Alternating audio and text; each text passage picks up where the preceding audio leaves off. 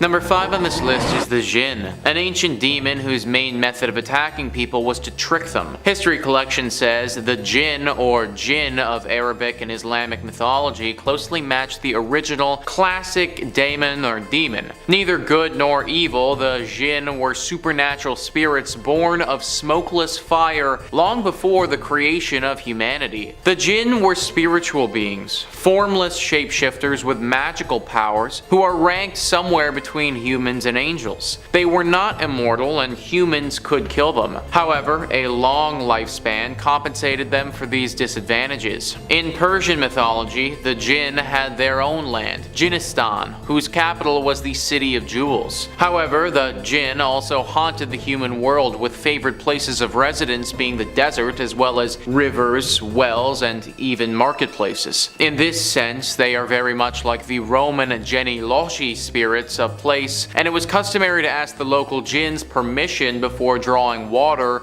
or even traveling into alien territory. If they appeared before humans, the Jinn could appear as animals, monsters, or people. Whatever form they took, people could quickly identify them by their flaming eyes, which were also vertical rather than horizontal. This unusual attribute gave the Jinn a sinister appearance that married well with some of their more suspect traits. For although the Jinn could be helpers, they were also known to be malicious tricksters. In the worst scenarios, they would raise storms and cause disease, insanity, and death. Islam teaches that every human has an evil Jinn whose sole purpose is to tempt its human opposite into evil. This reputation for malevolence is compounded by the fact the chief Jinn, Iblis, is also known as Azazel, the Islamic devil. So yeah, I don't think summoning these guys is the best plan. You could literally release a massive disease on your whole city or something like that. Also, you need to be extremely mentally stable and strong to not get tricked by these evil things into doing something that you don't want to do. Speaking as a pretty gullible individual, this would really not be a good idea for me. Number 4 on this list is the Yao Guai. Unless you want your literal life force to get eaten, I wouldn't summon these demons. History Collection says the Yao Guai, or strange ghosts or strange devils, were mythical Chinese demons who, like the Azura, desired immortality and godhood. They included in their number animal spirits such as the fox spirits and fallen celestial beings. However, even though they acquired their powers through the practice of Taoism, the Yao Guai cared little for the balance between light and dark. They were firmly on the dark side and would stop at nothing to achieve their goals of deification. They believed they could accomplish this goal by consuming the life force of holy men. One tale of the Yao Guai appears in the 16th century Chinese novel Journey to the West. The story tells of the pursuit of the holy man Yao Xiang by Bei Guzhong, or White Bones Demon. However, unfortunately for Bei Guzhong, Yao Xiang was traveling in the company of Sun Wukong, or the Monkey King. The company first encountered the evil spirit disguised as a young girl searching for food. However, the Monkey King saw through the demon's disguise and drove it off with his staff.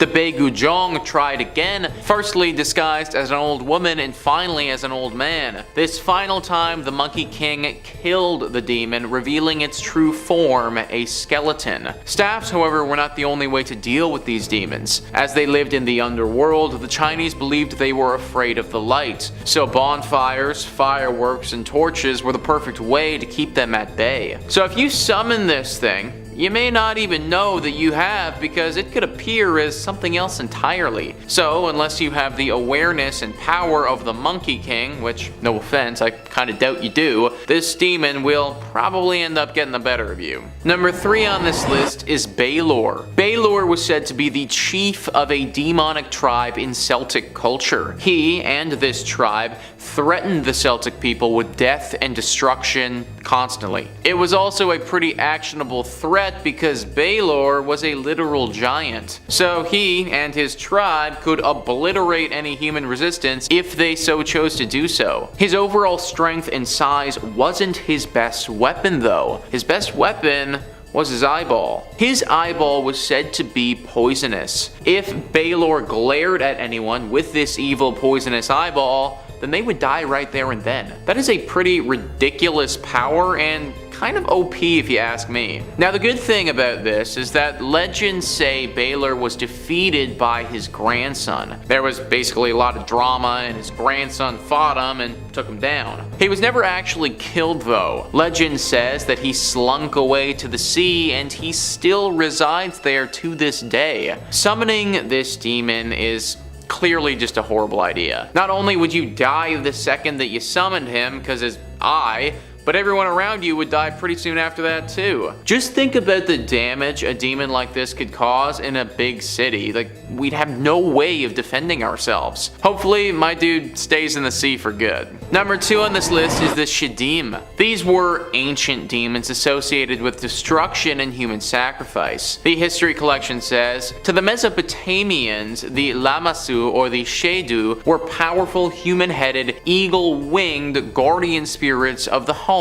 or the state. The Mesopotamians erected statues of these powerful entities who had the body of either a bull or lion at the gates of palaces or cities. There, they were well placed to ward off invading armies and ensure peace to those within the city walls. In ordinary households, images of the Shedu were carved on clay tablets and buried under the threshold to ensure peace and happiness within. When the Israelites encountered the Shedu, however, they interpreted them in a very different way. Some of them took up the Mesopotamian custom of worshipping them, hence disapproving references in the Old Testament to how such people sacrificed unto devils, not to God, to gods whom they knew not, to new gods that came newly up, whom your fathers feared not. Now, to the Jewish mainstream, the Shedu were false idols that possessed statues and masqueraded as gods. As such, they were evil, and so became the Shadim, demons associated with destruction, illness, and human sacrifice. So I guess if you were Mesopotamian, then you could summon these guys and it'd be all good, but if you're anyone else, probably not a good idea. I don't know about you guys, but I'm not trying to deal with a demon full of destruction and illness and just don't want to handle any of that. So no thank you, not trying to get sacrificed today. Number 1 on this list is Allah. So instead of reaching for a Nature Valley bar, this demon would grab the occasional child when she was hungry.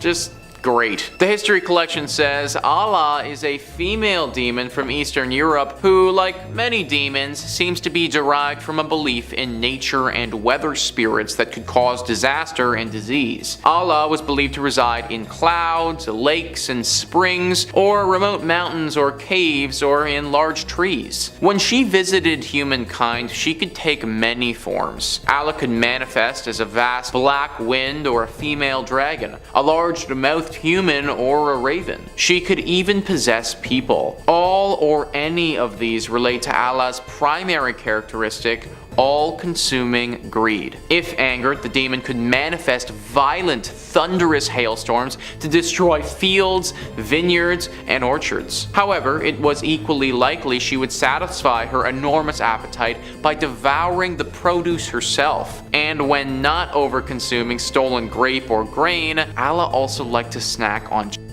her greed was so insatiable that she also periodically tried to eat the sun and the moon, therefore causing eclipses. So not only could you or your get eaten if you summon this thing, but you might also cause the entire world to end if this demon decides that she's hungry enough to chow down on the sun for good. Also, how big would this demon need to be if she was about to eat the entire sun? Like, that doesn't even make sense to me. Either way, never summon this demon because the human race could literally be at stake if you do. Number 5 on this list is El Coco. El Coco is a demon that is said to specifically go after children living in South America. This is a story that is told to children all over the continent to ensure that they go to sleep when they're supposed to. Villains Wiki says, Coco is a monster who exists to enforce taboos and ensure that children sleep when told.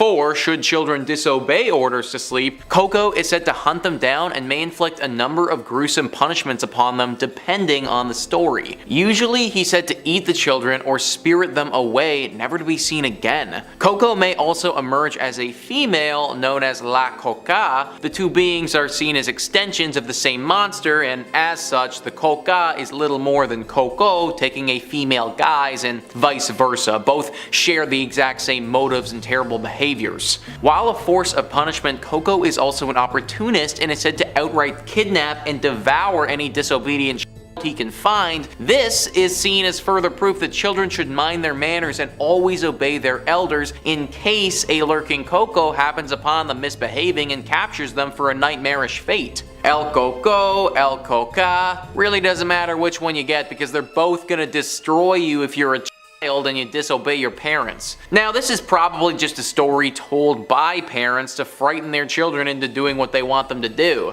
But if there is some legitimacy to this, then this is by far one of the worst demons in South America. To kidnap and kill little for not going to sleep when they're supposed to is pretty horrible. If I was a kid and I heard this story, I'd be so scared to go to sleep on time that I probably wouldn't be able to fall asleep on time. Thank goodness I grew up in North America and didn't have to deal with El Coco. Number 4 on this list is La Viridita. This demon is specifically out here hunting for the men. Max Gax writes, this is a common tale across Latin America, including Argentina. La Viridita is known as the Black Widow. She's said to be a beautiful woman, veiled and dressed in black from head to toe, who walks in the streets after midnight. She tries to get drunk men to her house. If she succeeds, it's then and only then that she will take off her veil to reveal that her face is nothing more than the grotesque skull. The sight is said to be so horrific that the men are quite literally scared to death as the woman lets out a shriek of hair-raising laughter. For those that survive, they awake at dawn, usually lying in a puddle or covered by thistles and swearing to never party until late again. Let me tell you guys, I am the type of individual who likes to go out. In fact, I do it most weekends. If I was several beverages deep and some pretty lady takes her face off, that's it folks, I'm done. There is literally no more Nicholas Playlog after that. I have no idea why this demon does what it does, but it means that every Argentinian gentleman had better be on the watch for something like this when it flips over to 2 AM at the club. Also, no one has any idea what the thistles are doing there or why you're covered in a puddle. So clearly something pretty terrible happens after you pass out with this demon as well. Probably something that I don't even want to know about. Number 3 on this list is La Cocana. La Cocana, believe it or not, is a barn animal. Yeah, we're looking at a demon who is literally a barn animal here, folks. Pepe's Chile writes, in this Chilean legend, a woman deceived her family by being a housewife during the day and a witch at night. She would use potions to turn herself into various animals and play while her family slept, then use another potion to turn herself back into a human when morning came.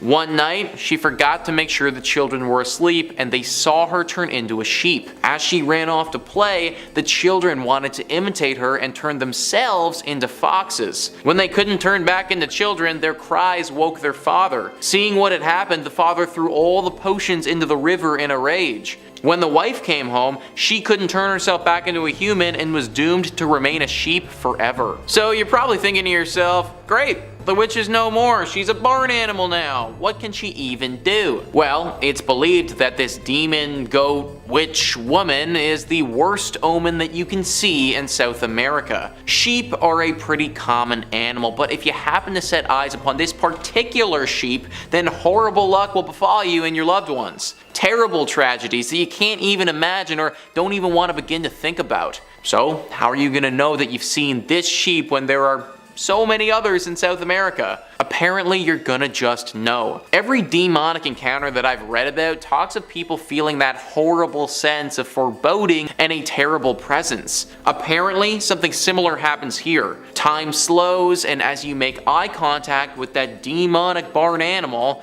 you know that something horrible is about to happen. There's really nothing you can do to avoid this one, it's just sort of luck of the draw. Hopefully, La Cocana doesn't pick you. Number 2 on this list is Besta Pharah. Besta Pharah is absolutely deadly, guys, and one of the most visually striking demons on this list. TV Tropes writes, Besta Pharah, translated to bestial beast, the Besta Pharah is a horse with a human torso, believed to either be a servant of or the devil himself, who leaves hell through cemeteries during full moon nights to brand people with his mark, which dooms them to hell. Some legends say that instead of marking people, its sight causes them to go insane, but only for a few days. It's also said that it roams forest areas in search of a blood-soaked red flower, and that when he finds it, he disappears. Blood-soaked red flower. No idea what that is, and I don't think I even really want to know either, guys. This is not the creature that you want to run into if you're chilling in South America. This may even be the devil himself for all we know.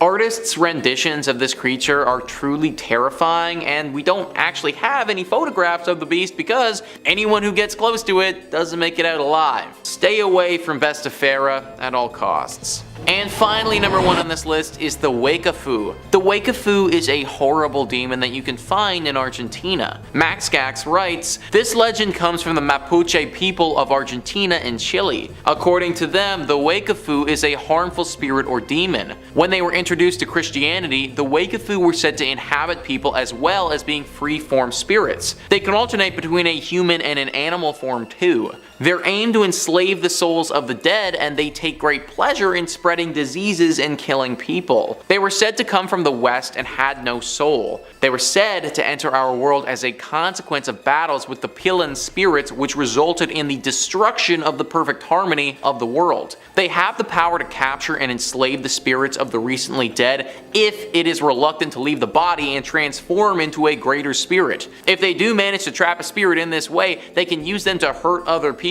In this way, the Wakafu have feared entities. Not only can they enslave your soul and rob you of an afterlife, they can use you to hurt others, perhaps even your own family and friends, and many feel this fate is truly worse than death. Now, what I want to know, folks, and I don't think there's any way to find this out without getting enslaved, but what does it feel like to be under their control? Are you aware that you're under their control? Do you recognize the actions that you're doing when you do them, or are you just a mindless dummy who's a shell of your former self? Personally, if I ever was to get attacked by one of these things, I would prefer the latter. If this demon forced me to kill or harm my family and loved ones, and I was aware of what I was doing, then yeah, that is way worse than death. Trapped in your own mental prison, having to watch as you hurt the ones that you care about, it's no wonder this demon is so feared in Argentina and why the locals have tried to do everything they can to avoid it. Coming in at number 5 we have Ribasol. Ribasol or Rubasol is a folklore mountain spirit of the Giant Mountains, a mountain range along the border between the historical lands of Bohemia and Silesia. This demon is the subject of many different legends and fairy tales throughout German folklore.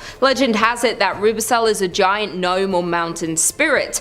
With good people he can be friendly, teaches them about medicine and gives presents, but if someone disobeys or disrespects him, his revenge is severe and can be deadly. He sometimes plays the role of a trickster in folktales. The origin story of Rubasol comes from pagan times, and he is known as a fantastic lord of weather of the mountains and is similar to the Wild Hunt, which are a group that roam the sky during storms and is an omen of disaster. This demon has the ability to change the weather drastically. He can send rain, lightning, thunder and snow from the mountain to the lands below.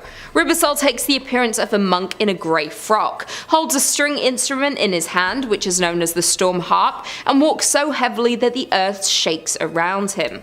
Others believe the demon inhabits that of a large bear and wolves to blend in with the other animals on the mountains. In the area surrounding his mountain there is a large botanical garden named after the demon, named Rubasol's Garden. In the Czech Republic, local fairy tales say that Rubasol gives sourdough to people and invented traditional regional soup named kaisalo. There is also a mountain named Kotel, which means cauldron. When fog rises from the valley at the bottom of the Kotel, people say that's when Rubasol is cooking the kaisalo soup. To this day, this demon's legend lives on. Coming in at number 4 we have Adang. Adang or Adang is a demon originating from British, Welsh and Celtic mythology. It's said to look like a beaver, crocodile or dwarf-like demon and are about 7 feet long and weigh around 250 pounds. They prey upon those who are foolish enough to enter the lake it lives in. This demon once lived in Lyn Bafog or in Lyn Lion Lake, and it can be lured out of the water by a woman, and once this happens, Adang becomes powerless. There are some stories of this demon being destroyed. One tells of a man dragging the beast out of the water to slay it, another says it was lured out of the water,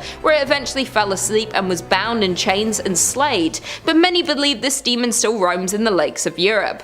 The Adang is a solitary predator that builds dams to create smaller lakes, but still a part of the larger lake it lives in. Once they find the right place for a habitat, it's their territory and theirs only. Anything that comes near the lake or the adjoining rivers becomes this demon's prey. The Adang hunts its prey by floating just under the surface of the water, waiting for its next meal to approach, and when it does, they attack with a bone-crushing bite, and once they have their prey in their mouth, the Adang then drags them under the water and goes in for the kill. They wait for the prey at their most vulnerable and takes advantage of that. Like a beaver den, the Adang's lair can only be accessed from below the water's surface, but is truly hideous sight because they use the remains of its victims for decoration of their habitat, and the stench of decay lingers all around the demon's lair. According to many historical writings between 1382 and 1410, it describes the mass destruction of Adang and how he can cause massive flooding, and one time in particular, the floods caused all the original inhabitants of Britain except for Dwyfyn and Dwyfach,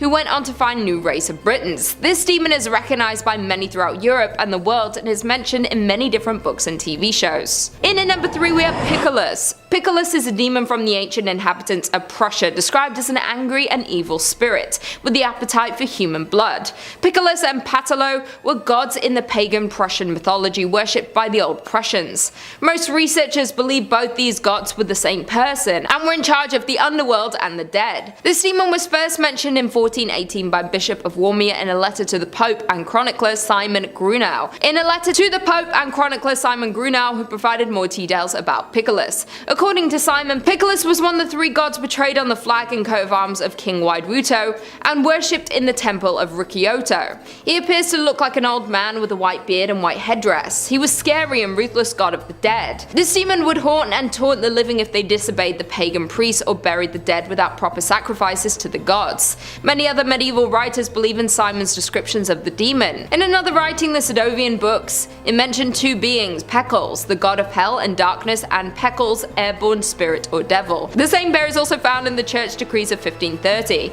Many believe these 2 demons mentioned are just extended descriptions of Picolas. Caspar Heinenberger and later authors attempted to reconcile the accounts provided by Simon Grunau and the Sadovian book. In the 17th century, Christoph Harknock and Matthias Pretorius testified that people still believe in this demon, and many believe Picolas is in fact the devil. In at number 2 we have Bifrons. Bifrons is from the Earl of Jinnistan, with 6 legions of demons under his command. He teaches sciences and arts and has knowledge of gems, woods and herbs. This demon has the ability to change corpses from their original grave into other places, sometimes putting magic lights on the graves that appear like candles. He first appeared as a monster but then changed his shape into that of a man to blend in with earthly people. Bifrons was originally the Roman god Janus and is often referred to as so. In ancient Roman religion and myth, Janus is the god of beginnings and transitions, also of gates, doors, passages, endings and time. He is also well versed in astrology and planetary influences, as well as geometry, herbology, mineralogy and botany.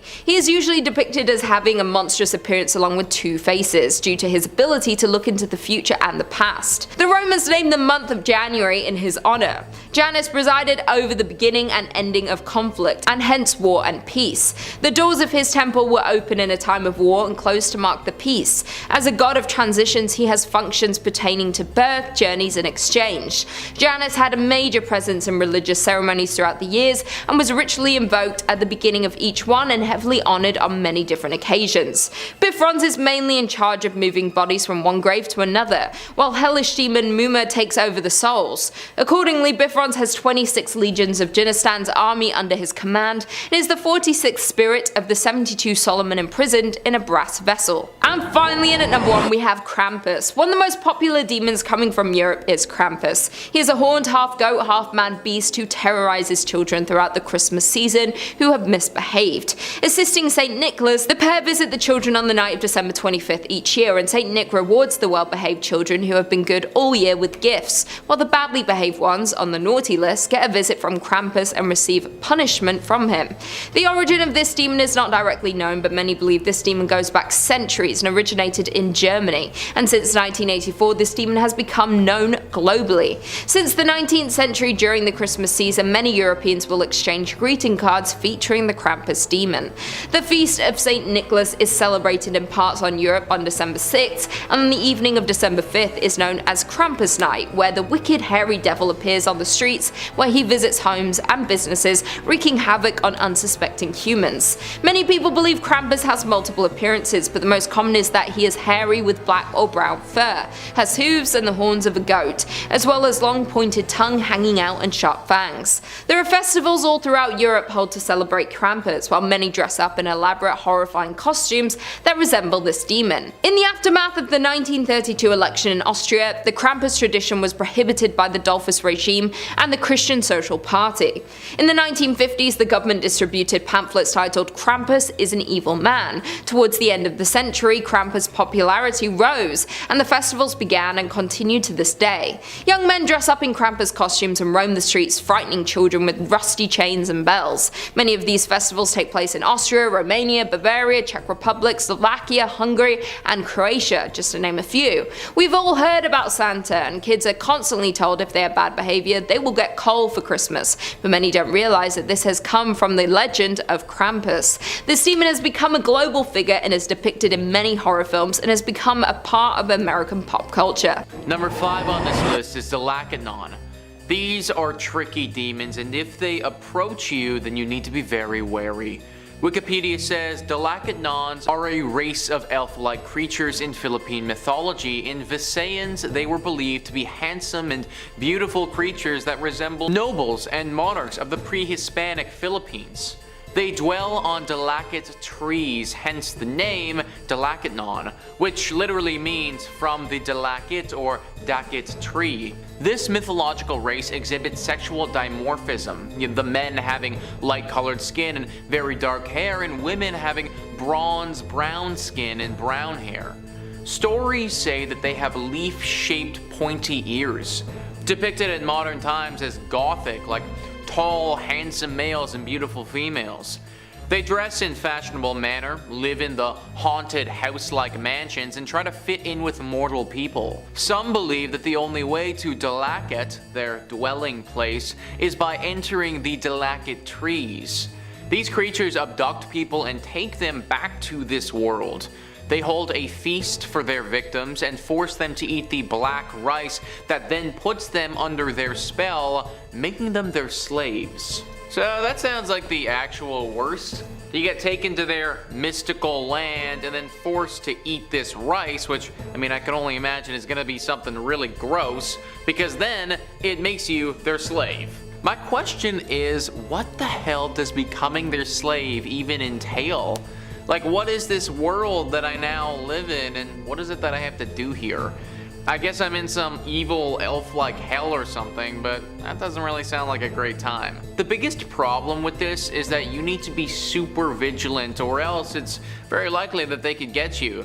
If you don't notice those pointy ears, then that could be game over, guys. Number 4 on this list is the Malinhig. The Malinhig are sort of like the Philippines version of a zombie. Myths and folklore says, in the Philippine mythology, the Malinhig or Marinhig are flightless aswang that came back to life after death. They rise from their grave after failing to pass their power to a relative. Upon rising from the grave, these Malinhig lurk in the woods and live as bloodsuckers. At night, they go to nearby villages to prey on the residents using their sharp, pointed tongue. Aside from the Malinhig of Aswang origins, some deceased humans could also turn into a Malinhig. These are people who died with unfinished business or were murdered and came back for revenge. The Malinhig with unfinished business are relentless in pursuing the persons they have chosen to fulfill their goals. Avenging a Malinhig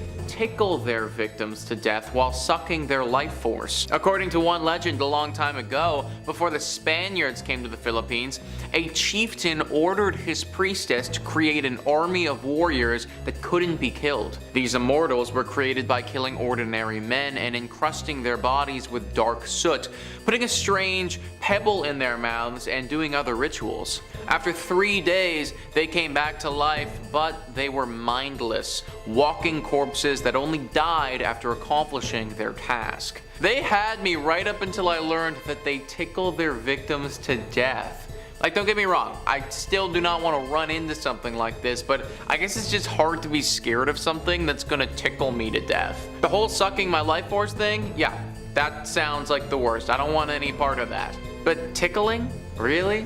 We couldn't have come up with any other way of murdering people, guys? Number 3 on this list is the Pugot. I get serious Stranger Things Demogorgon vibes with this next demon creature.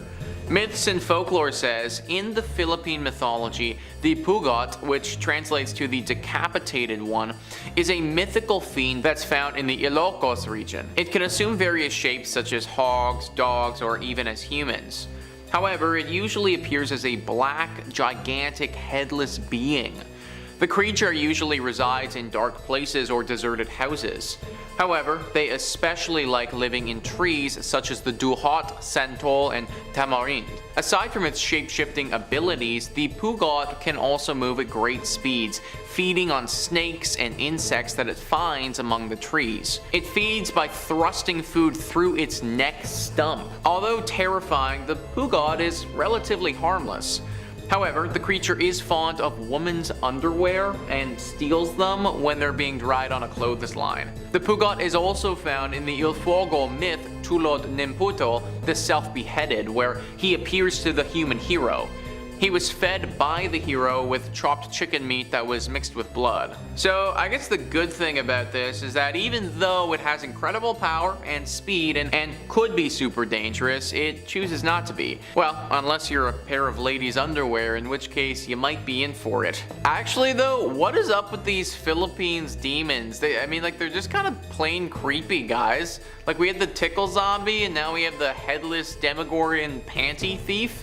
I swear that this legend was just made up by like some super weird guy just as an excuse for why their neighbor's underwear kept going missing. Number 2 on this list is the Batty Bat. This is a very dangerous demon and one that you do not want to piss off. Myths and folklore says in the Philippine mythology, the Batty Bat or Bangungot is a vengeful demon found in Ilocano folklore. These demons were blamed as the cause of the fatal nocturnal disease called Bangungot. They usually come in contact with humans when the tree that they reside in is felled and made into a support post for a house. This causes them to migrate into holes found in the post. The Batty Bat forbids humans from sleeping near its post. When a person does sleep near it, the Batty Bat transforms to its true form and then attacks that person. It sits upon the chest of its victim until he suffocates. To ward off the Batty Bat, one should bite one's thumb or wiggle one's toes. In this way, the person will awaken from the nightmare induced by the Batty Bat. Once again, guys, we just have one of the scariest demons here with also the weirdest caveat attached to it. To ward this thing off, we need to wiggle our toes? Like, are you actually kidding me? I mean, at least this one doesn't steal panties, I guess, so, I mean, that's a thing. Also, this one, unlike some of the others, is actually very deadly. You could easily die from this thing if you're unable to wiggle your toes, which would actually be rather hard considering you're going to be asleep when this thing attacks, you know, so it could be game over. I could totally see how if I was living in the Philippines, this thing would be one of my biggest fears. Like, I would exclusively be living in like a brick house or something. No wooden posts for me. And finally, number 1 on this list is the Ek. This one had to be number 1, and when you hear what it does and how it operates, you'll understand why. Wikipedia says in Philippine mythology, Ek are bird-like human creatures. They are winged humans who search for victims at night. They hunger for flesh and blood. They're usually described as flying creatures that look like the Menangle but are unable to divide or split their body in the way that that one does. The Ek is also associated with the Walk because of some similar characteristics. The only difference between a Walk and Ek is that Ek has a bird-like bill whereas the Walk has none. The Ek can transform into a huge bird or bat at night to prowl in the form of. Similar to the Menangle, the Ek looks for sleeping pregnant women. Then it extends a very long proboscis into the womb and kills the fetus by draining its blood. It's said that while this is taking place, a Ek sound is often heard. The Ek fools people into thinking that it's far off in the distance by producing a faint sound when it's actually really near. What the actual heck, guys? Most of these other demons are derpy dudes looking for underwear and tickles, but this thing?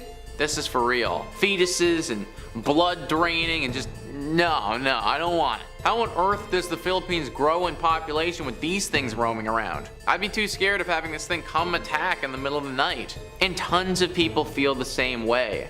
Many rituals and services are done to try to ward off these creatures. I hope that some of these work, because if they don't, consequences could be dire. Number 5 on this list is the Basilisk. The Basilisk is a beast in Italian folklore that is said to annoy the living hell out of the villagers it's nearby. Bestiarium says, in the Val Carmonica, a valley in the central Italian Alps region, there is a local celebration which is connected to a legend about a mythical monster. This monster is the Basilisk, a creature with a huge head and large mouth, adorned with 2 tiny horns and 2 brightly glowing eyes. According to the local legend, the terrible Basilisk lived in the woods in Andrista, a small village. Actually, terrible is an overstatement. It did little harm, but it did constantly annoy the locals. As punishment, the beast was captured as the locals used a beautiful girl as bait to trap and capture the lusty beast. It was fought by a hunchbacked folk hero. So they hold a festival for the demon thing every year. There's a parade and they get a costume for it made from goat skin. The whole village participates in it and it's a whole big affair that's going on. However, there are a few select elders who don't participate. Whilst everyone is out and about having fun, drinking, and making merry, this select group of elders is inside being very careful with what they do. Apparently, this group was around when this beast first came to being. They saw it firsthand, and they don't agree with the way that people are treating it. In their opinion, the legend has been thoroughly exaggerated, and this creature isn't as kind as everyone wants to believe. They are under the impression that constantly doing this year in and year out is going to anger the creature, and one year it will finally unleash its wrath upon the village. Now, no one knows if this is true or not, or if it's just a bunch of people being really paranoid. However, I would tend to believe the people who claim to have seen this thing firsthand, rather than those who are just looking for an excuse to get drunk. Number 4 on this list is Streiska. This is a demon very similar to a vampire that can be found in parts of Italy. Wikipedia says a Streiska is a usually female demon somewhat similar to vampires in Slavic and especially Polish folklore. People who were born with 2 hearts and 2 souls and 2 sets of teeth, the second one barely visible, were believed to be Streiski. Somnambulics, or people without armpit hair, could also be seen as one. Furthermore, a newborn child with already developed teeth was also believed to be one. When a person was identified as a Streiska, they were chased away from human dwelling places. During epidemics, people were getting buried alive, and those who managed to get out of their graves, often weak, ill, and with mutilated hands, were said to be Streiski by others. It is said that Streiski usually died at a young age, but according to belief, only one of their 2 souls would pass to the afterlife. The other soul was believed to cause the deceased Streiska to come back to life and prey upon living beings. These undead creatures were believed to fly at night in a form of an owl and attack nighttime travelers and people who had wandered off into the woods at night, sucking out their blood and eating their insides. Streiska were also believed to be satisfied with animal blood for a short period of time. Whatever version of the Streiska is proven to be correct, it really isn't good either way. They're either personally coming to kill and suck your blood, or they're indicating that we're about to die. The way that you protect yourself is pretty similar to vampires. Burning the body of one of these creatures or putting a stake through it are proven methods of getting rid of them. Also, for some reason, slapping it across the face with your left hand is said to help. Not sure if I want to be the one trying that method though. Number 3 on this list is dragons. Now, I know that dragons aren't technically demons, but they are pretty bloody terrifying in my opinion, and for that reason I think they deserve some love on this list. Italy has quite the history with dragons and has had some pretty big ones in the past. Dragon's Wish says, one of the most famous dragons of Italian folklore is Tyrus, a wyvern that besieged Terni in the Middle Ages. One day, a young and brave knight of the noble house of Cittadini, tired of witnessing the death of his fellow citizens and depopulation of Terni, faced the dragon and killed him. The town, from that day onwards, adopted the dragon in its coat of arms and accompanied by a Latin inscription, Tyrus e annis dederent signa terraminis, that stands under the banner of the town of Tourney, honoring this legend. This is just the most famous legend of a dragon in Italy, but it doesn't mean that it's the only one. There have been other reports of dragons in Italy as well, and some of them have been very scary. At the end of the day, a dragon, in my opinion, is just as bad, if not worse, than a demon.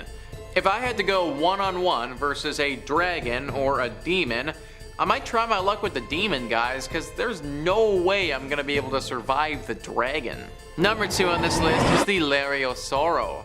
This creature is an evil serpent living in one of Italy's big bodies of water, and it's said to be a servant of the devil. Yoea writes, meet Lariosoro, Italy's own Loch Ness monster. According to Italian folklore, Lariosoro lives in Lake Como, which lies 30 miles to the north of Milan and is one of the deepest European lakes. In November 1946, 2 hunters claimed that they saw a huge animal resembling a reptile swimming in the lake.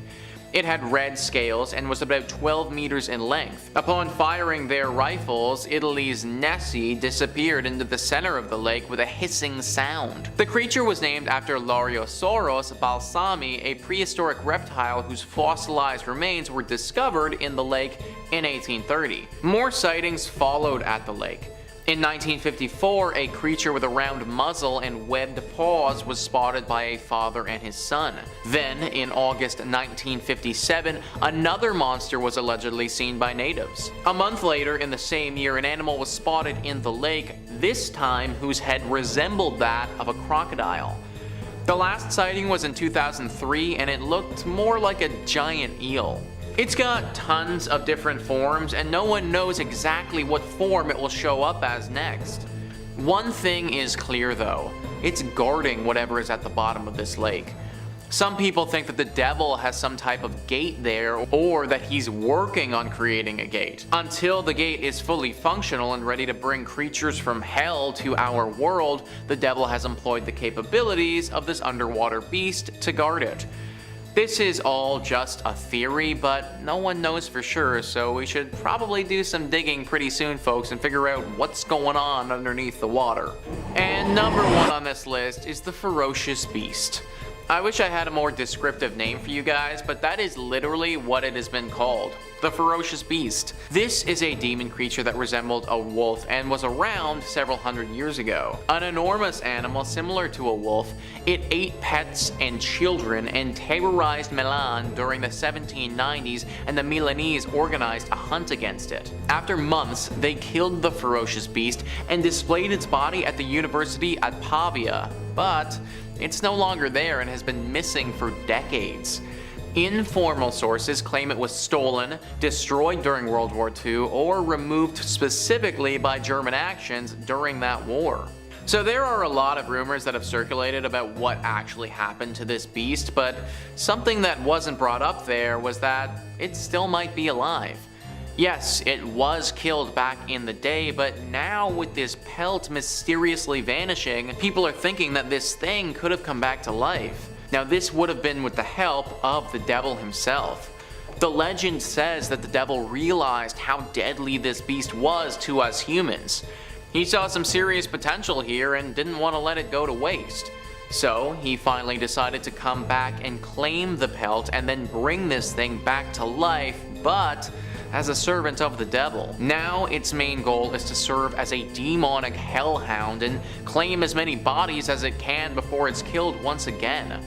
Although killing it a second time is going to be a lot harder, considering now it has demonic abilities to go along with it. Coming in at number 5, we have the Villa. The Villa are Eastern Europe's nymphs or mountain fairies who can be found living in hills and mountains. Some versions of folklore claim that the Villa live up in the clouds, but throughout history these creatures are almost always spotted in the wilderness in all versions of folklore.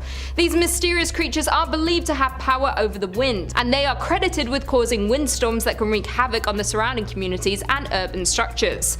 Those who claim to have seen the villa say that they appear as beautiful women who sparkle in dresses made of leaves and flowers, while others claim they are ghost-like creatures wrapped in long cloaks or rich blue robes. Unlike many of the creepy creatures who haunt the forests and homes of Eastern Europe, the villa are beautiful and feminine, but don't let their appearance fool you. While many believe they are helpful creatures, many people throughout Europe claim they are destructive and use their appearance for their gain. They are known to tempt men to dance with them, then rob and kill them, and then hide their bodies in the clouds or throughout the dense wilderness. These demons are incredibly strong and powerful and are known to end the lives of men who defy them or break promises. You'll know that you are in the territory of the villa if you see deep rings in the grass. This is the sign that the villa has danced in one spot. It is said that treading on the rings will bring bad luck, so avoid them at all costs if you ever discover them in the woods. If you're planning a trip to the Eastern European area, I would definitely avoid camping or anything to do with the woods, due to many demons living and lurking in the forests around Europe. Many locals like to leave peace offerings for these demons. Things like ribbons, fruit, cake, flowers, and vegetables are often left on the hills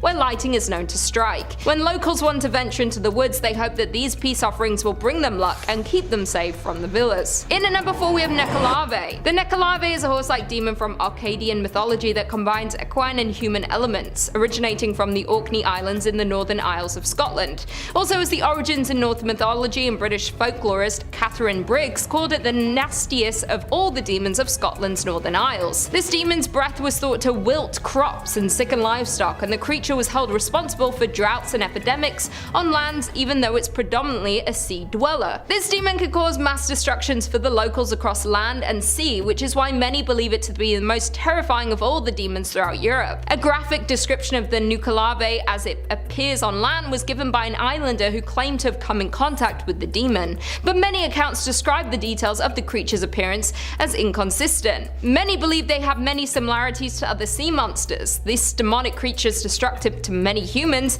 and the environment, but it's believed throughout the summer months it is kept confined by the Mither o' the Sea, an ancient Akkadian spirit, who is the only one that can control the Nicolave. Akkadian folklore has a strong Scandinavian influence, and it may be that the Nicolave is a composite of a water horse from Celtic mythology, and a creature imported by the Norsemen. As with malevolent entities such as the Kelpie, it possibly offered an explanation for incidents that islanders in ancient times could not otherwise understand. This demon has terrorized the sea and land throughout Europe for centuries, and according to Orkney resident and folklorist Walter Trail Dennison, Nicolave means the devil of the sea. Many people think this demon is only able to thrive in the waters, but can in fact roam the land for some time. According to an encounter with this demon, on land it appears to have the torso of a man, which is attached to a horse's back. It has no legs but large arms that can reach the ground. When it's back in the water, it is unknown what it looks like specifically, but it resembles a large, hideous sea creature. In at number 3, Koschi. Koschi is often given the nickname of the Immortal or the Deathless and comes from popular Russian folklore. The story goes that a spell is cast on a man which prevents him from being killed. He hides his soul inside nested objects to protect it.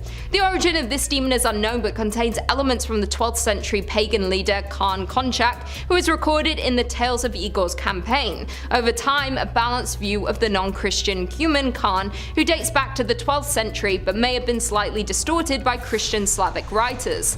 By the 18th century and likely earlier, the legend of this demon had been appearing in Slavic tales. This demon has the ability to cast sleep spells on their foes and can only be broken by playing on enchanted gusli. Depending on the tale, he has different characteristics. He may ride a 3- or 7-legged horse, may have tusks or fangs, or may possess a variety of different magic objects like cloaks and rings. It is positive though that this demon possesses many magic powers, making humans frightened of coming in contact with this demon. The humans who are the most scared of this demon are young women, because he tends to menace women with his magical powers. There are various versions of the Koschi demon and have been made into terrifying fairy tales all over the world in places like Greece, Albania, Croatia, Serbia, Hungary, and Lithuania. Many people who are soon to be wed are terrified that their soon to be wives will be taken or killed by Koschi, so many of them stay hidden with their beloved until their wedding day to ensure the safety of their soon to be wives.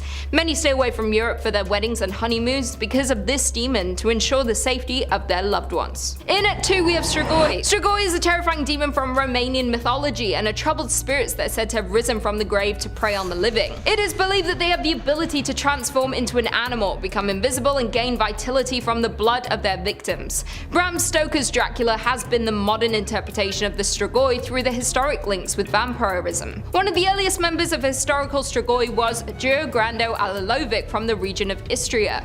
This villager was believed to be the first real person to be labelled as a vampire because he was referred to as a Strigoi.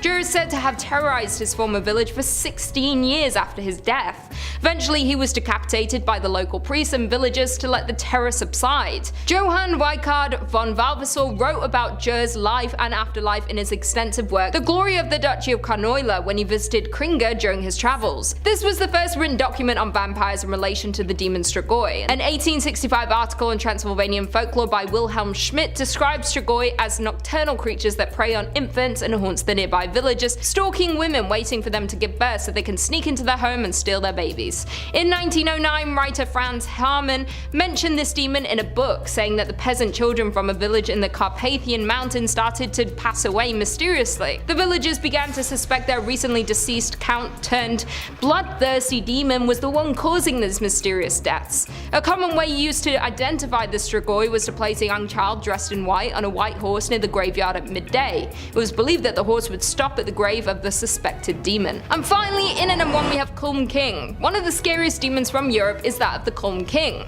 This creature comes from Estonian mythology and is the evil protector of the forest, eating children alive when they bother forest spirits. Not only do they prey on children, but they terrorize anyone that comes in contact with them, being able to possess people, turning them into devils, and causing havoc as lesser personifications of evil. They like to haunt and terrorize grown-ups who happen to cross paths with it while walking the dark forest around Europe. It is the restless ghost of an unholy dead, and you run the risk of being harassed everywhere in the wild because the Culm King doesn't have a fixed haunting place. To make it even worse, many believe this creature has the ability to go through the body of humans, and if this happens, that person becomes evil, thus creating a legion of killers.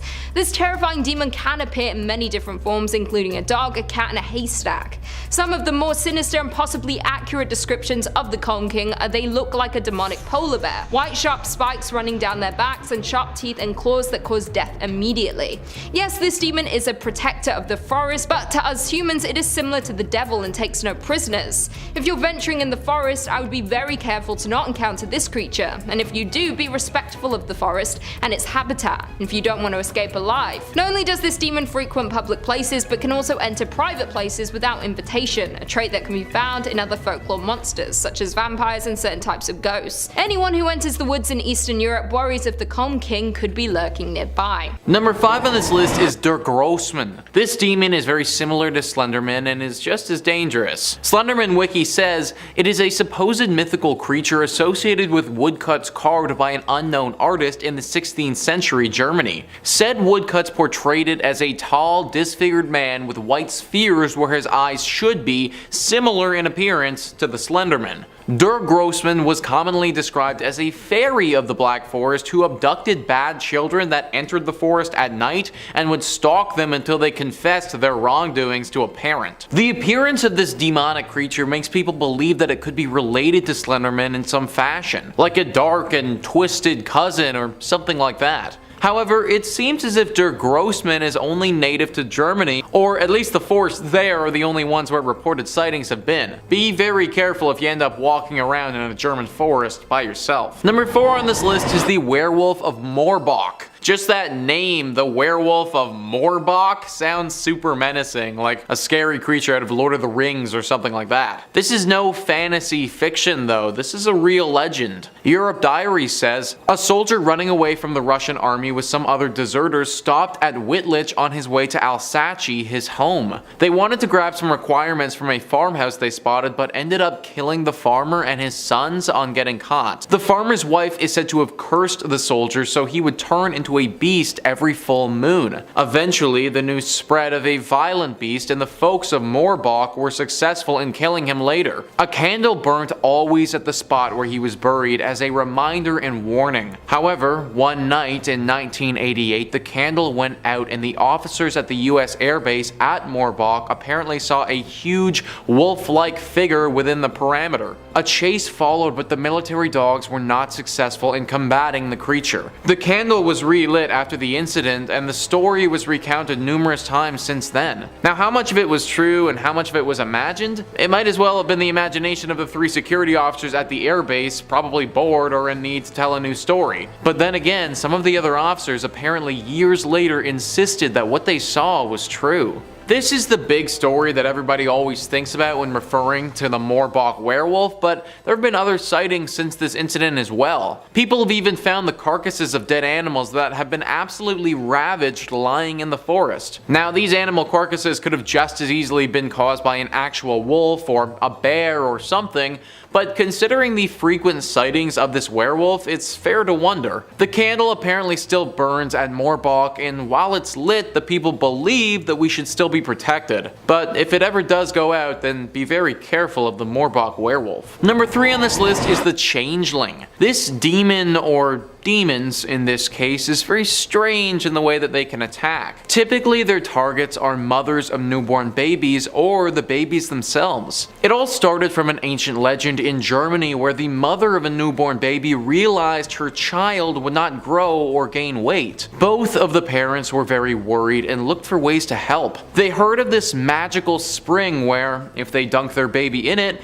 it will either heal their child or their child will die within 9 days. Considering their child would die anyways if its growth was continued to be stunted, they really had no other choice than to try the water and hope that it healed their baby. The mother left with her child, but while she was walking to the spring, her child on her back grew heavy. She turned around to look at it, but it was no longer her baby. Where her child once was a grotesque demon creature that resembles nothing from this planet. She panicked and threw the demon thing into the water she was nearby. At that point, she thought that her baby was dead, that she had inadvertently killed her child by throwing that possessive demon into the water below. But when she returned home, she found her child happy and healthy with its ailment cured. So in all honesty, I don't really understand how this demon operates. How is it possible for her baby to have been with her, then change into a demon, but then reappear with no demon at her home? It's possible that maybe this demon creature can assume the form of newborn children, and that's what happened here. Maybe the creature assumed the form of her child, tricked her into bringing it with her on her journey, but before it could attack, was found out. Comment down below your thoughts on the Changeling and how it actually operates. Moral of the story though, if your kid turns into a grotesque beast thing, then there's probably something wrong with it. Number 2 on this list is Lorelei. Lorelei isn't your typical scary looking dark demon. This creature is far more cunning and hides her hand for as long as possible before she strikes. Culture Trip says, according to German folklore, atop a steep rock on the Rhine River there once lived an exquisite nymph named Lorelei. She dressed in white and wore a wreath of stars in her hair. Not only was her physical beauty astounding, but the siren sang a song so haunting and hypnotizing that no sailor could resist her aura. Enticed by her song, legend has it that no sailor who tried to reach Lorelei ever returned. Instead, they would meet their final fate by crashing against the dangerous rocks. Today, a statue of Lorelei watches over the treacherous stretch of water near Sankt Gorhausen. So many lives have been lost to this alluring call that Lorelei makes. Why she is doing this, what caused her to be there, or if she even is an actual demon are all questions that we don't know. I tend to think that anybody who sings to people hypnotizing them and then murdering them falls into the demon category though, but I truthfully don't know her exact origins. It's also hard to get an exact description of what she looks like as nobody has really been able to see her up close and lived. Just know that if you hear some mysterious melodic singing when you're in Germany, don't go near it. And finally, number 1 on this list is the Marksman Demon. This is one of the most famous stories in German folklore and involves the literal devil himself. Fluent U writes, a master marksman finds himself unable to catch any wild swine or deer in the dark autumn forests. One day, he's approached by a mysterious peddler wrapped in a cloak that conceals his face. The peddler offers the marksman 7 bullets with one condition. The first 6 bullets will hit whatever the marksman wants them to hit, but the peddler will choose the trajectory of the 7th. The marksman agrees. The marksman quickly earns himself a reputation as the best hunter in the village as he brings home wild boar after wild boar. He catches the eye of the prettiest girl in town and they fall in love. But all too soon, the marksman uses up all his 6 bullets, and when he shoots the 7th, it goes astray and hits his love in the chest, killing her. The peddler appears to the distraught marksman and reveals himself as the devil. Live a pious life, repent of your hubris, and you will be reunited with the girl after your death, the devil tells the marksman. The marksman tries, but he is overcome by desire for another girl in the village, and he marries her instead. 1 year to the day after his bullet pierced his original lover's chest, he is riding in the forest when he comes across a clearing where skeletons dance around cold flames. One of the skeletons, the girl's, waltzes with him all night, and the next morning the villagers find the marksman and his horse dead at the edge of the forest. I'm not sure what my guy was thinking by accepting those initial 6 bullets, guys. Also, how on earth could he think it would be a good idea to use them on deer? Like, you'd think that if you got a bunch of magical bullets that will hit literally any target, you save that stuff for things like demons or even the devil himself. Or just shoot 5 of your 6 magical bullets and then you never need to fire the 7th deadly one.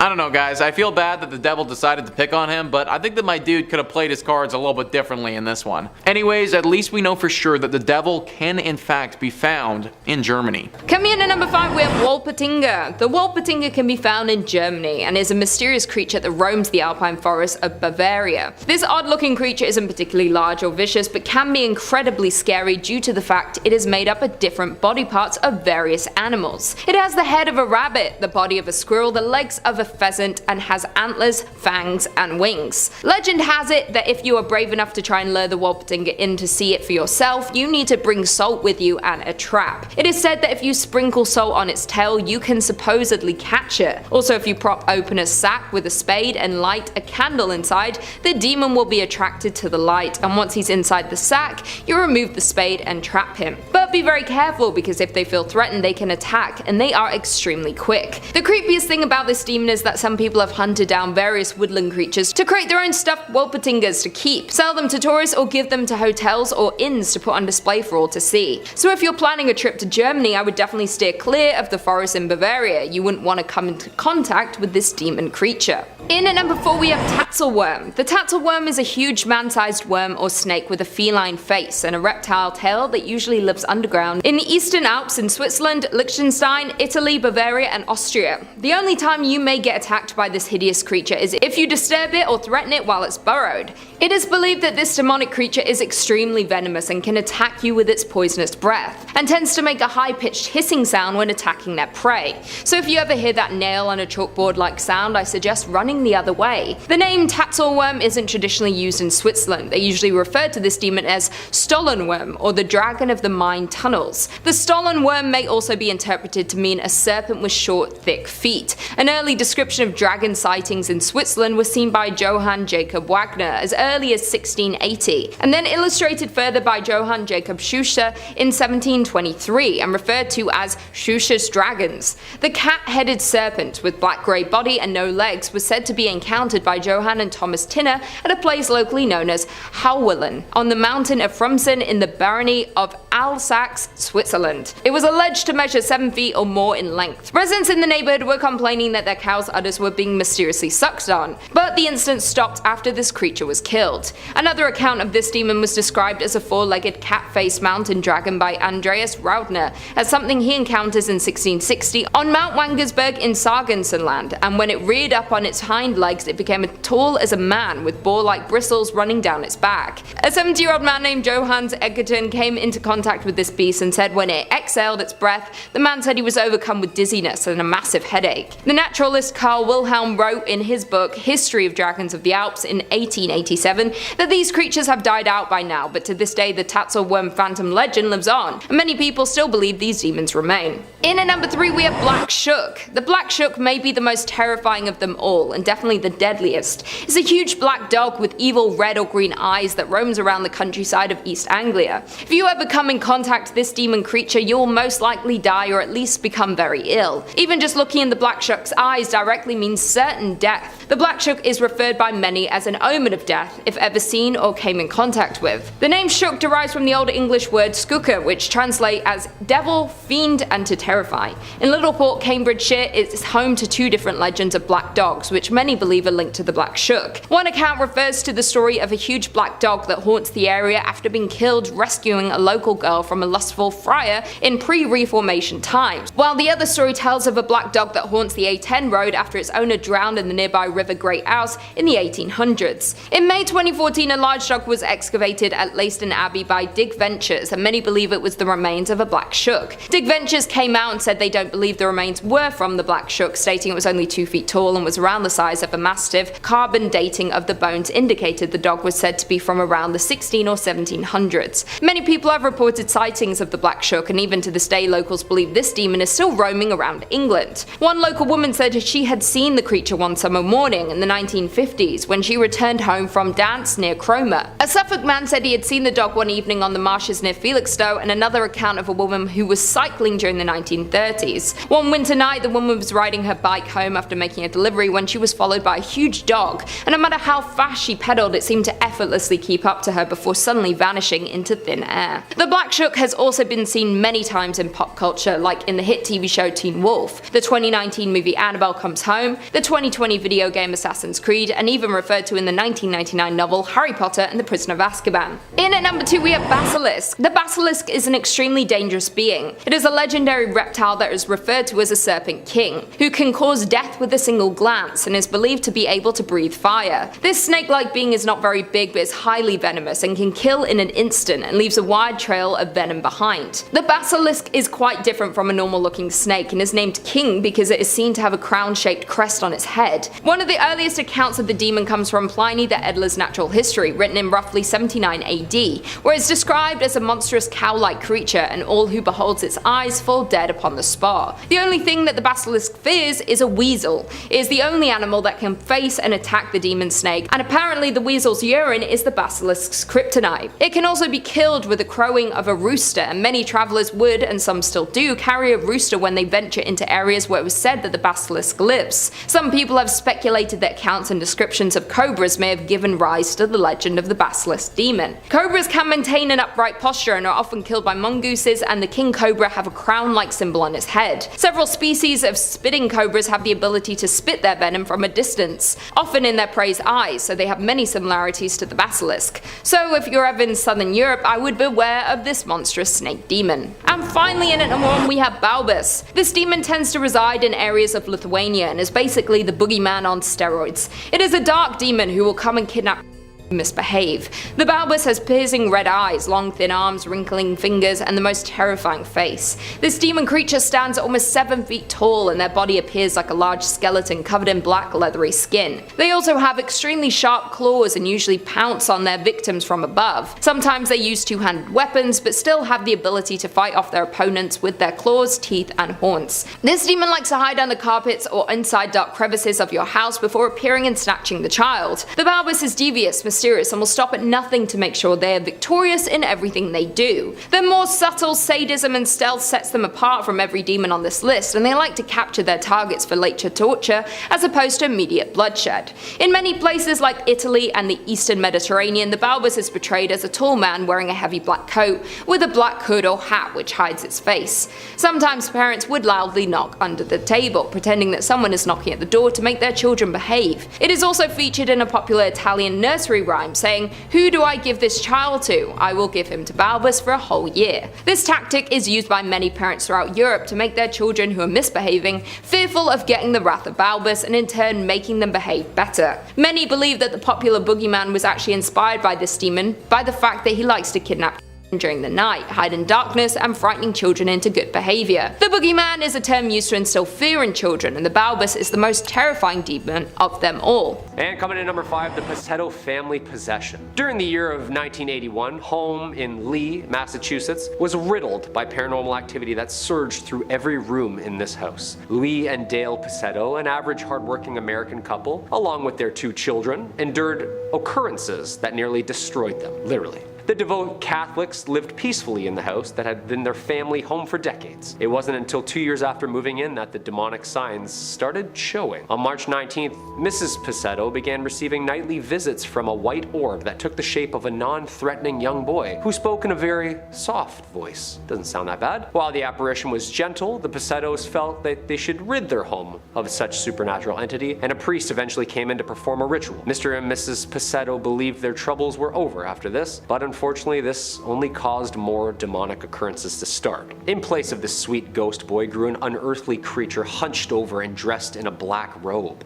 Scary. Mrs. Picetto claimed that the specter would say vulgar and nasty things, growling, saying it called itself the Minister of God. It wasn't just the verbal attacks that were happening, however, no. During the sleepless nights, Mrs. Picetto claimed that she suffered claw marks both on her back, stomach, breasts, and face after being dragged around the bedroom. Mr. Picetto attests to this and said that he watched in horror as the bed levitated above him, Mrs. Picetto on it. Terrifying, dude. Refrigerators were ripped from walls, metal bookcases turned over to the floor, and in one case, a crucifix was even yanked from the hand of their 14-year-old son. The Picettos reached out to medical professionals for help, but they rejected their experiences, calling them exaggerated. It wasn't until Mr. and Mrs. Picetto turned to professionals Ed and Lorraine Warren, self-proclaimed demonologists, that were called to help. The Ghostbusters themselves. As the founders of the New England Society for Psychic Research in the 50s, Mr. and Mrs. Warren devoted their life to the supernatural. When the Warrens visited the Picettos, they instantly detected signs of paranormal activity pulsing from the home. In a description eerily similar to the film Poltergeist, which came out the following summer in '82, Mrs. Warren says that she saw many small ghost lights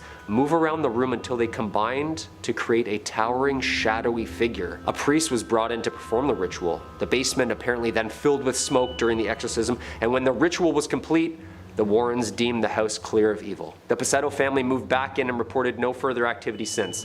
And in 2004, the family moved out and on and left this once haunted house for someone else to deal with. I understand. Number 4, Elizabeth Knapp. The possession of Elizabeth Knapp, October 30th, 1671 to January 12th, 1672, is a unique and weird one in the aspect that it was approached from a more scientific aspect than religious, and being of that time, somewhat of a new methodology. Knapp's father was the servant at a household of Samuel Willard, a prominent reverend in the Church of Groton. When Elizabeth Knapp, a member of his own household, began to show signs of demonic possession, Willard took a carefully and yet scientific approach to the situation, which was rare for the 17th century Puritan. After these scary events took place, they could provide no explanation for her episodic fits. He declared that it was a case of possession. Throughout the entire process, he notes in his journal, Knapp seemed to have most violent fits when Willard was present beside her. Willard states that Knapp at first began to complain of pains in her body. She would grab certain parts of her body such as her legs or breasts and would scream out, talking about feelings of strangulation.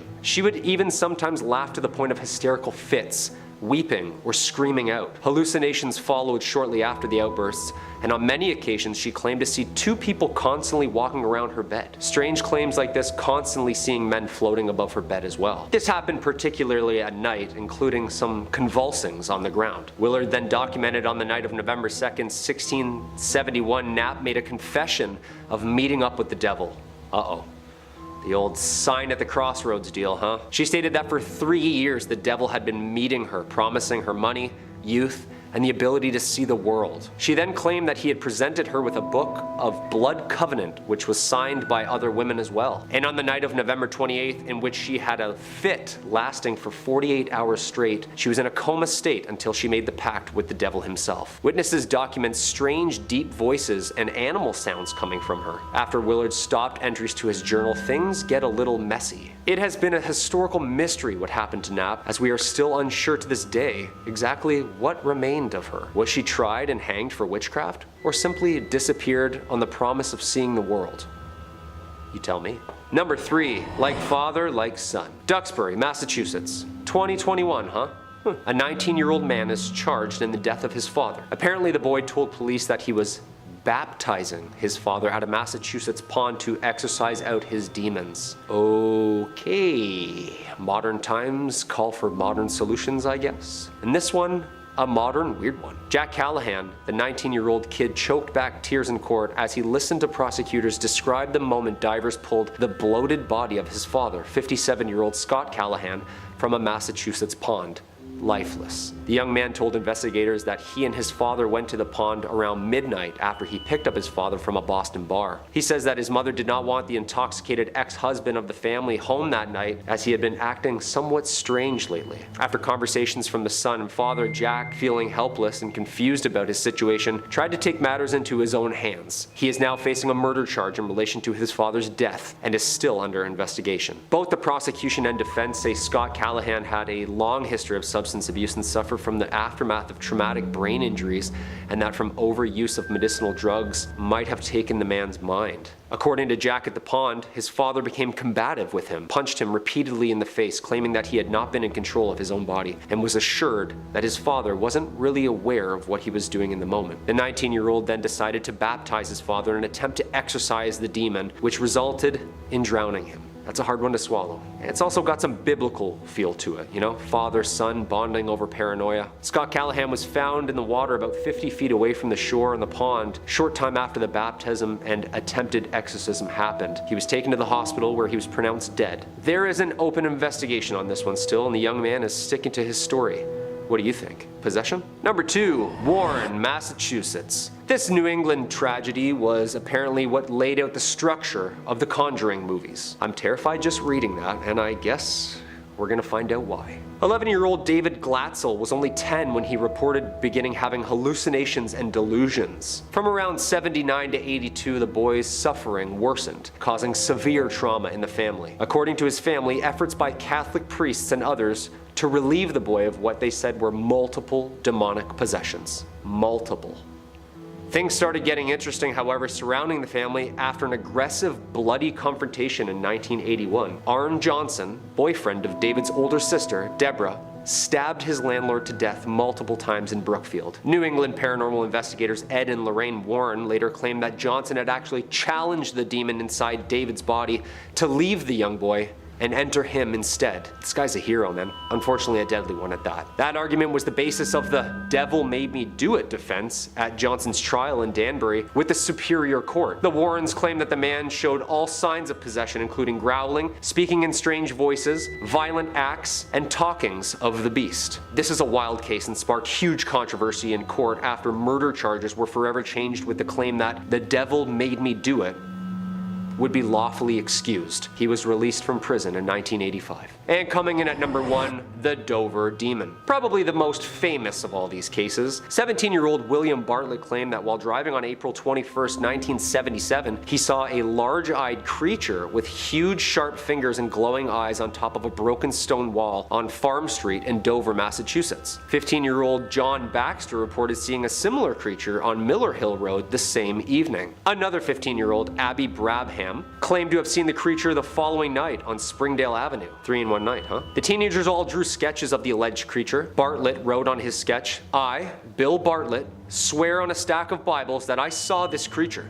And according to the Boston Globe, some suggest that the creature may have just been a large foal or moose calf. Nah, definitely not. With wings and fingers like that, I don't think so. Police told the Associated Press that creatures reported by the teenagers were probably nothing more than a school vacation hoax. I don't know. It's been about 45 years since the sightings of the creature that came to be known as the Dover Demon, and still remains one of Massachusetts' truly great mysteries and one of the world's great cryptid cases. Number 5 on this list is the Shadow Doll. Whatever demon took up residence in this evil-looking doll was not one that the Warrens were too fond of.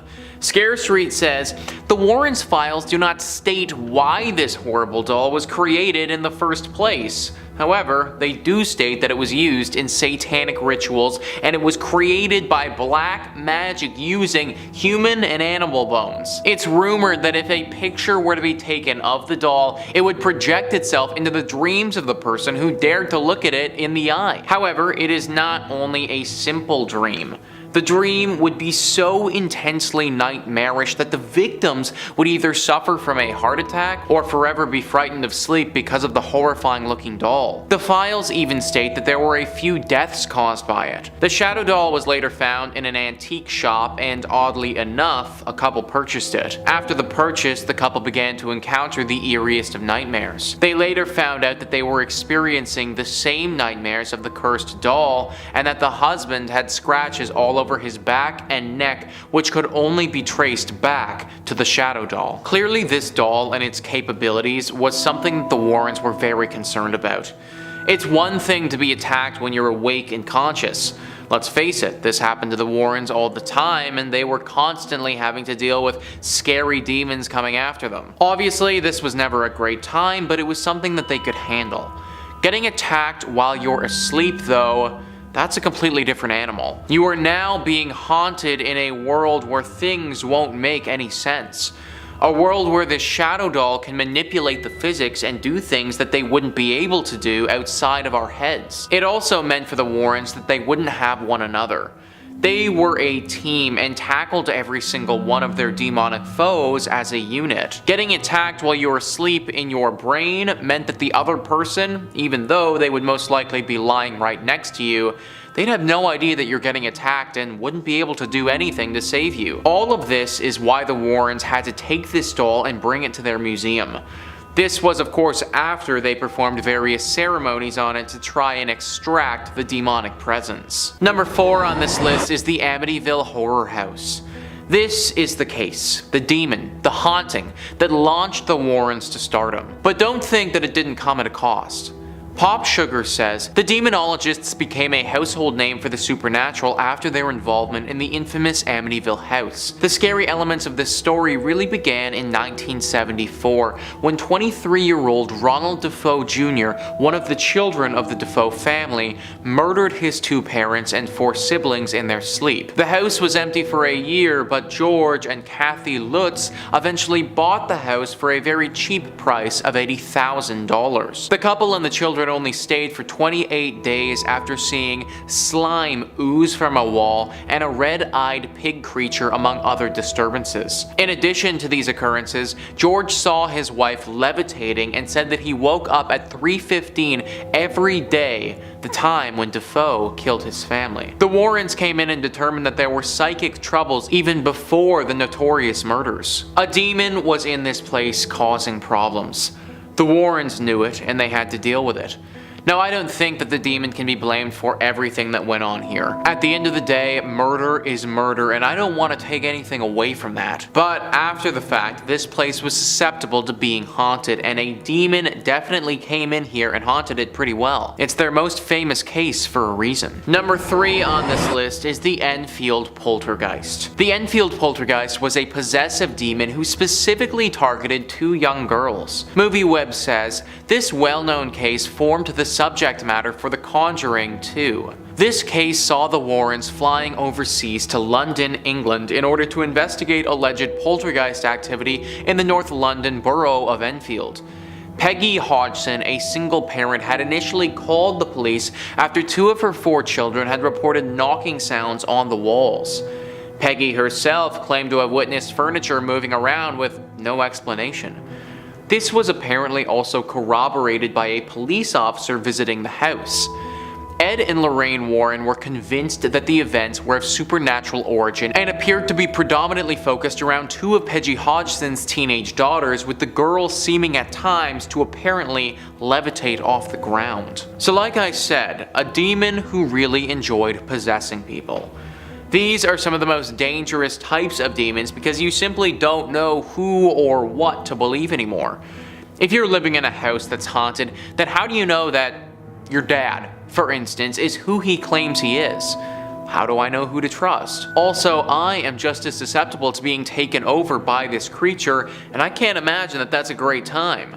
It's easy to see why Ed and Lorraine Warren were scared by this demon. Number 2 on this list is the Annabelle doll. One of the most famous demons that the Warrens ever encountered, Annabelle certainly gave the pair many sleepless nights. The story behind Annabelle starts with a girl named Deirdre, who got the doll as a gift from her mother. It was a nice gift at first, but it wasn't long after she had it that she started noticing some weird occurrences. She would leave the doll in one spot, and then when she came home later that day, sure enough, the doll had moved somewhere else. Pretty creepy. This was creepy to begin with, but it gets a lot worse. One day she came home and noticed that the doll was covered in blood. It was at this point where she decided to seek a professional opinion. She sought the help of a medium to get advice. Scare Street says the medium told her about a little girl named Annabelle Higgins, who was once a happy child playing in the fields until her life mysteriously ended.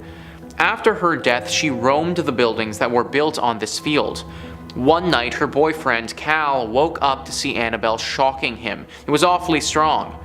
Another night, Annabelle had attacked him and left him with 7 bloody scratches on his chest. They decided to contact their local priest, and that was how the Warrens heard their ominous story. The Warrens delivered the victims a shocking truth, saying that there was no Annabelle and it was a mere trick from a demonic spirit which was allowed to manifest the doll after their agreement. The Warrens told them that the spirit was given permission to inflict harm on them, and that if they had remained silent, the spirit would have killed them all within a week or two. They held an exorcism and took the doll with them. Whilst driving though, Ed lost control over the car for a few times, and the priest who had made fun of the doll was killed in a dreadful accident. Disturbed by the doll, the Warrens decided to keep it in a sealed box. This thing almost took Ed Warren off the road and could have ended the Warrens' lives prematurely. Safe to say that they feared this demon a decent amount, I think. And finally, number 1 on this list is The Conjuring House. The famous Ed and Lorraine movie was based on fact, folks, one of the scariest run-ins the pair had with the demon. MovieWeb says the house in question, located in Harrisville, Rhode Island, is said to be haunted by the ghost of a woman alleged to be a witch. The commonly accepted story states that the woman killed her son and herself in order to haunt any future occupants of the house. The Warrens' investigation took place in 1974 when they made repeated visits to the property in order to investigate reports of a malevolent entity capable of lifting beds, whilst also filling the air with the reek of rotting flesh. This particular was of course the basis of the first film in the series, The Conjuring. While Ed Warren had already passed away during the production of the movie, Lorraine Warren served as a consultant on the project. Of that long ago investigation, she admitted the things that went on there were just so incredibly frightening, it still affects me to talk about it today. Literally, Lorraine, when she was alive, was still affected by the things that went on in this house. It's no wonder that Hollywood saw this as a prime opportunity to make a movie and rake in the money. The original story was just so scary to begin with. Number 5 on this list is Father Urbain Grandier. Father Urbain Grandier was born in 1590 in France and lived until 1634. He became a priest in the town of Loudun in 1617 and was a priest right up until he was burned at the stake in 1634.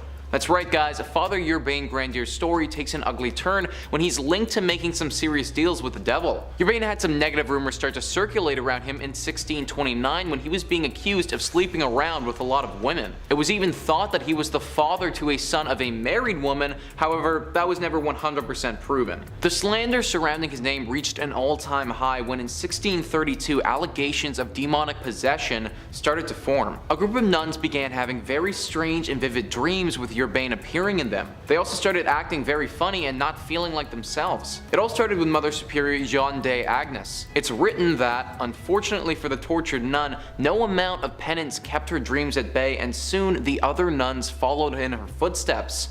This plague of nightmares swept its way through all of these nuns, and they all reported having Urbain in their dreams. The nuns started to fling accusations at Father Urbain Grandier and said that he'd gotten a demon to possess them. The demon that most people link to this possession is Asmodeus, who's a prince of demons, a demon that represents lust. That being said, a bunch of other demons were tied to this possession as well. Zabalon, Iskarin, Astaroth, Gresil, Amand, the list goes on and on about the possible demon or demons that Father Urbain Grandier sent down to haunt these nuns. Considering his character was already getting called into question, it wasn't difficult for people to believe that he'd called upon Asmodeus to do his evil bidding. A trial took place following the reports, but the verdict of guilt was swift, and after some extensive torture, Father Urbain Grandier was put to death by being burned at the stake for making dealings with the devil. Number 4 on this list is from a Reddit user called McCallum Mary. They tell a very interesting story of how their friend got possessed by a demon in a newly illegally purchased house and the ramifications of that. I think they do a good job telling this story, so for the purposes of this video, I'm going to quote their post. When I was in high school, my friend moved into a farmhouse. That house had a barn and a basement with stairs that led to nowhere. The previous owner killed himself in the barn because, and they put this in quotations here, the resident told me to. When moving into this house, my friend would never step into the barn. Not once would she even walk towards it. We thought it would be fun to have a seance because we were young and stupid. We had the candles and everything. I was sitting next to Katie, the one who lived there, and all of a sudden, when asking if whoever was there could show themselves, Katie then squeezed my hand so hard. The candlelight wavered and she turned her head so slow to meet my eyes. What she said I will never forget. Let's go to the barn. Someone's there who wants to talk to us. I let go of her hand and stood up. My other friends there turned on the lights and she blinked at us. What happened? To this day, she can't remember that night. A week after our seance, her dad was found in that barn. He shot himself, and in his letter he said, "I'm sorry, I had to listen," as if something had told him to do it. This is a true story. It could have been coincidences back to back, but it will always scare me. So that's a really interesting story, and it reminded me of a tale that we talked about on this channel previously. In Scotland, many centuries ago, the settlers of the area defied a witch by taking over her land and not upholding the bargain that they'd struck with her. They eventually went on to kill her. This caused this witch to haunt the area, and most specifically the barn that was there. Now, we don't know where this place was, and I would find it an overwhelming coincidence if this happened to be the same Scottish barn, but I wouldn't be surprised if a similar story is what caused a demon to haunt this place. Sadly, I couldn't find out exactly who the demon was in the place the Reddit user described, but it's possible that it has been there for hundreds of years, preying on anyone who enters its lair. Number 3 on this list is the demon Dagon. This demon was prevalent in possessing people during what we call now the Louveniers' possessions. This was a series of demonic possessions that occurred at the Louveniers convent in 1647. In this instance, 18 separate individuals claimed that they had been possessed by a demon. This all started with 18-year-old sister Madeleine Bavent. She was the first victim of these demonic possessions and was the first one to come forward about her story. Up until that point, her life had been very hard and she was often mistreated growing up. If what she claims was actually true, then that mistreatment carried over into her adulthood as well. Father Thomas Boule was the current leader of the convent and succeeded Father Mathurin Picard for the title. Father Mathurin Picard had died earlier that year. However, it was said that both men were responsible for having demons possess these nuns, with Father Picard's spirit being present during the proceedings. It was reported that these two men took Sister Madeleine Bavent to a witch's sabbat, and when they were there, married her to the devil and had him perform sexual acts with her. This was accompanied by the disembowelment and murder of 2 other men that were present at this ritual. Madeleine referred to the devil as Dagon and said that that was the name that he had given to himself. After Madeleine came forth, so did a bunch of other nuns as well. The count finally got up to 18 of them who had come forward, and they all told a similar tale. There were also reports of these nuns speaking in tongues, contorting their bodies, and levitating, just as somebody might if they were possessed by a demon. Public exorcisms were held, and the entire town showed up to watch as these nuns were exorcised of the demons that had been forced upon them. Father Thomas Brule was in the thick of it now, and there was nothing to save him from being burnt at the stake. However, it's also interesting to note that Madeleine Bavent was also sent to the dungeons to live out the rest of her days. I'm not really sure the logic behind that decision, considering she was the victim of Father Thomas Brule and also the demon Dagon, but I guess they did things differently back then. Number 2 on this list is the demon Riga. This story comes from another Reddit user. They say that they don't remember any of it, but this happened to them when they were only 2 years old. Apparently one evening this person, when they were only 2, was lying awake in bed and they started screaming at the top of their lungs. Now, this isn't completely uncommon for a 2-year-old to do, but what happens next is, I'm going to quote their post here as they say, "I got off the bed and started running in circles while screaming and crying in terror. It was not a nightmare since I was awake, and I was not playing nor demanding anything since I was just scared out of my mind. Nothing like this had ever happened before. I was the only child in the house. This went on for some random time at night and until dawn. It would only stop at dawn. I did this every single night, non-stop, for 6 months." End quote. Now that is definitely a strange thing for a 2-year-old to be doing, and quite demonic if you ask me. The parents knew that this was a big problem. Their child would claw and bite at them whenever they tried to calm him, and they weren't sure how to handle it. Eventually they decided that going to a priest was the right thing to do, but even they couldn't find the answer. They apparently visited as many priests as they could, but still the problem persisted.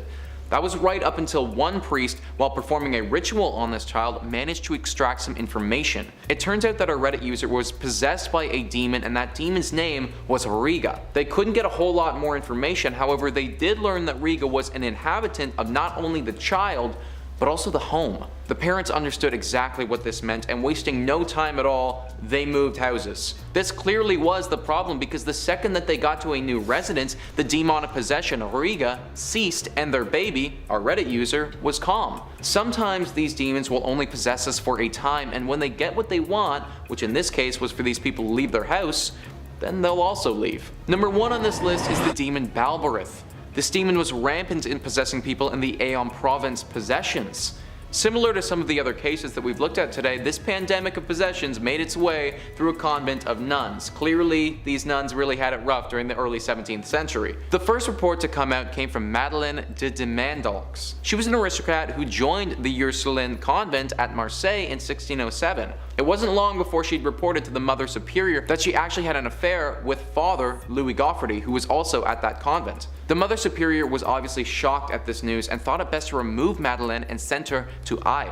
This was to get her away from Father Goffardy and distance her from the scandal. It was when she got to her new location though that she started to notice the symptoms of demonic possession. In 1609, Madeleine started to exhibit all of our classic telltale signs. This included convulsions, foaming at the mouth, speaking devilish languages, reacting strangely to religious paraphernalia. These symptoms spread like a disease to all of the other nuns that were close to Madeleine, and similarly to my other entries on this list, you immediately had a bunch of nuns that were now demonically possessed. These nuns were hit hard with these demonic possessions as well, with a lot of them speaking a voice that wasn't their own. The church responded swiftly and started performing exorcisms as best as they could. Most attempts though were unsuccessful.